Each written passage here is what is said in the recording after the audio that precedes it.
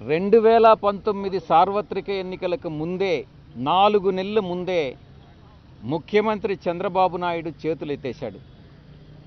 2014 ఎన్నికల్లో ఈవీఎంలు నమ్ముకొని ఎన్నికలకు ముందే తాను అధికారంలోకి వచ్చిన తర్వాత ఇన్ఫర్మేషన్ టెక్నాలజీ అడ్వైజర్గా నియమించబడినటువంటి ఒక వ్యక్తి చేత ఈవీఎంలని ఏ రకంగా మ్యానిపులేట్ చేయొచ్చు అన్నటువంటిది డెమాన్స్ట్రేషన్ ఇచ్చినటువంటి వ్యక్తి చంద్రబాబు నాయుడు.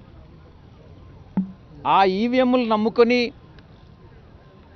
2014లో అధికారంలోకి వైఎస్ఆర్ కాంగ్రెస్ పార్టీ కన్నా 5,50,000 అధికంగా 13 జిల్లాల్లో ఓట్లు సంపాదించుకొని మ్యానిపులేట్ చేసి అధికారంలోకి వచ్చాడు. కానీ ఈరోజు నిన్నటికి నిన్న ఒక స్టేట్మెంట్ ఇస్తాడు. 4.5 సంవత్సరాలు గమ్ముగుండి 4 సంవత్సరాలు బీజేపీతో జతగట్టి ఈవీఎంల గురించి ఒక్క మాటైనా మాట్లాడకుండా నిన్నటికి నిన్న ఈవీఎంలు వద్దు, తిరిగి బ్యాలెట్ పేపర్లు కావాలి అని అంటాడు.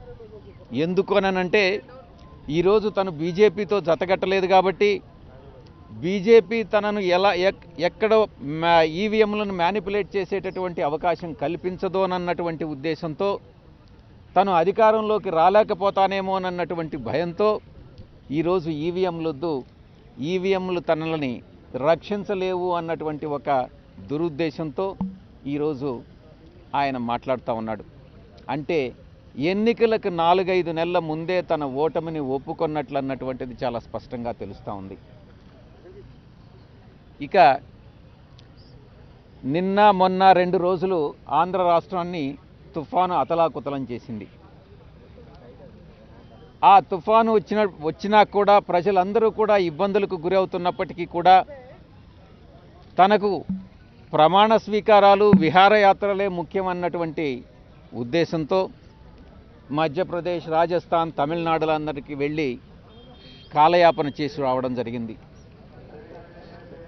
తుఫాను కూడా అది గుర్తించింది.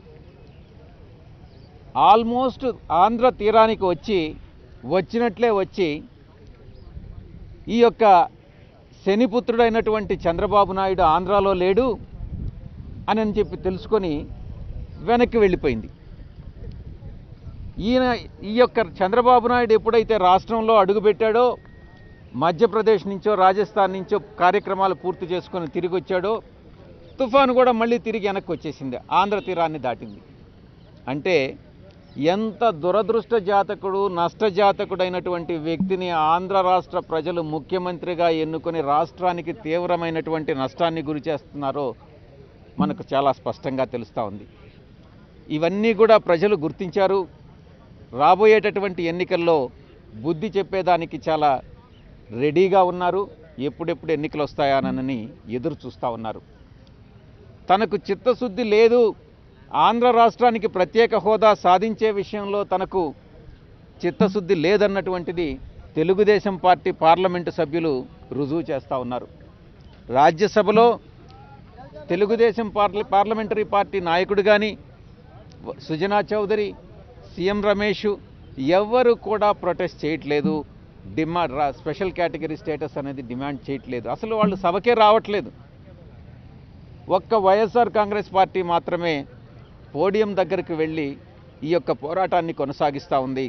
రాబోయే కాలంలో గత 4.5 సంవత్సరాలుగా మా పార్టీ అధ్యక్షులు స్పెషల్ కేటగిరీ స్టేటస్ కోసం పోరాటం చేస్తూ ఉన్నారు. రాబోయే కాలంలో కూడా పోరాటాన్ని కొనసాగిస్తామని నేను తెలియజేసుకుంటా ఉన్నాను. చంద్రబాబు నాయుడు మాట్లాడుతూ నేను టెక్నాలజీని ప్రమోట్ చేసే వ్యక్తిని నేనే వ్యతిరేకిస్తున్నానంటే అందులో ఉన్న ఇబ్బందిని గుర్తించాలి, అసలు ప్రజాస్వామ్యం అనేది యంత్రాల మీద ఆధారపడాలని ప్రశ్నించారు. నేను ఒక్కటే ఛాలెంజ్ చేస్తూ ఉన్నా ఈ చంద్రబాబు నాయుడు అనే వ్యక్తికి. నిజంగా కంప్యూటర్ ఆపరేట్ చేయడం కూడా రాని వ్యక్తి ఎవరన్నా ఉన్నాడు అని అంటే అది చంద్రబాబు నాయుడే. ఆయన ముందు కంప్యూటర్ ఉంటుంది, అన్నీ సెట్ చేసి పెట్టిపోతారు. దాన్ని పైకి కిందకి స్క్రీన్ స్క్రోల్ చేసేదానికి మాత్రం తప్ప ఏ బటన్ నొక్కితే ఏం చేయాలి, ఏ యొక్క సాఫ్ట్వేర్ని ఎలా ఆపరేట్ చేయాలి అన్నటువంటిది పూర్తిగా తెలియని వ్యక్తి ఎవరైనా ఉన్నాడు అని అంటే చంద్రబాబు నాయుడే. ఊరికే టెక్నాలజీ అనేటటువంటి ఒక పదం తప్ప టెక్నాలజీ నిజంగా తెలియనటువంటి వ్యక్తి అతను. నేను ఛాలెంజ్ చేసి చెప్తా ఉన్నా, నేను నా కామర్స్ గ్రాడ్యుయేట్ని. నేను ఒక ప్రశ్న అడుగుతా చంద్రబాబు నాయుడిని కంప్యూటర్ గురించి కరెక్ట్గా సమాధానం చెప్పమనండి. ఏదో డాష్ బోర్డ్ అని ఒకటి పదం నేర్చుకొని ప్రతిదానికి డాష్ బోర్డులో ఉందని అంటాడు. డాష్ బోర్డ్ అని అంటే మొట్టమొదట ఆయనకు తెలిసింది కారు డాష్ బోర్డే కానీ ఈ కంప్యూటర్లో ఉండేటటువంటి డాష్ బోర్డు కాదు. కాబట్టి ఇవన్నీ నమ్మాల్సినటువంటి అవసరం లేదు. ప్రజలందరికీ కూడా ఈరోజు తెలుసు చంద్రబాబు నాయుడు గారి వ్యక్తిత్వం ఏంది తెలుసు, ఆయనకున్నటువంటి పరిజ్ఞానం ఏందన్నటువంటిది తెలుసు. ఊరికే గొప్పలు చెప్పుకోవడం తప్ప ఏది వాస్తవాల్లో కానీ చూస్తే పెద్ద సున్నా. టీడీపీ రాజ్యసభలో టీడీపీ అడిగిన ప్రశ్నకు ప్రత్యేక హోదా అనే అంశమే లేదు, ప్యాకేజీ అమల్లోనే ఉందని చెప్పేసి కేంద్రం స్పష్టం చేసింది సార్.